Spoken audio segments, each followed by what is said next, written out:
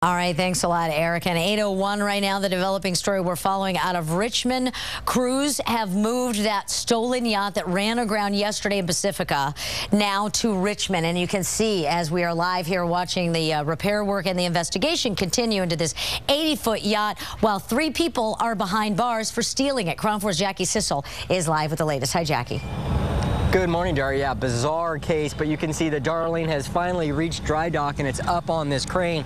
Actually, it got here around 5:30. I'm in Richmond at the Bay Marine Boat Works, where you can see they got it on a crane and got it out of the water so they could start looking it over. And you can see that's the propeller. It's bent, it's chipped.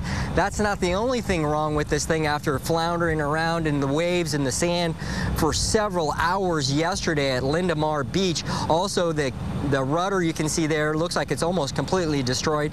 The keel also has some damage, and they say they're going to have to look it over to determine exactly how much damage was done. Now let's take a look at the video from yesterday. An unbelievable story. This all started around 5:30 yesterday morning when the Coast Guard got a call of a boat in distress off Lindemar Beach in Pacifica. When they got out there, that's when they discovered this large yacht.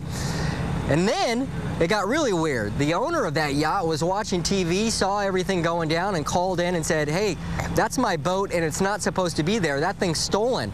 What they determined was that there were 3 people on board that yacht that had stolen it out of Sausalito. Now, those 3 people were eventually taken into custody about 12 hours after the fact, but the boat stayed there until about 1:30 this morning when it was eventually towed off the sand and taken here to Richmond. Now, I had a chance to talk to the general manager here, and he talks about some of the damage done to that boat.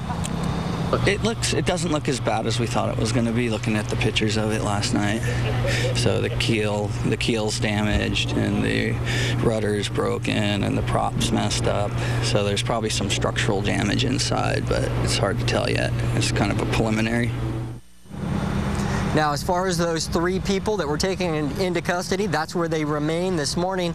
We're waiting to find out if we're going to see them in court.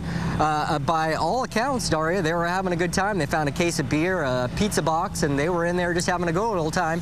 Yeah. But unfortunately, that boat wasn't theirs. Yeah, and you kind of think, what were they thinking before it became the spectacle like that we showed all morning long, right? Why didn't they get off, use the dinghy, get away, whatever? But they stayed with the boat the whole time. Yeah, you know, yesterday I was out there. You could see people on the boat. Yeah. And apparently the Coast Guard, when they first got out there, asked them, you know, about help, and they said, "No, we don't need any help. You know, we're fine." Obviously knowing what the situation was. But once the owner called in and said, "Hey, that's not their boat," that's when things got really weird. And it took them several more hours to actually get those 3 people off the boat. Yeah. Like they thought they were going to go anywhere else. I don't know. Okay, thanks a lot, Jackie. James. All right, here.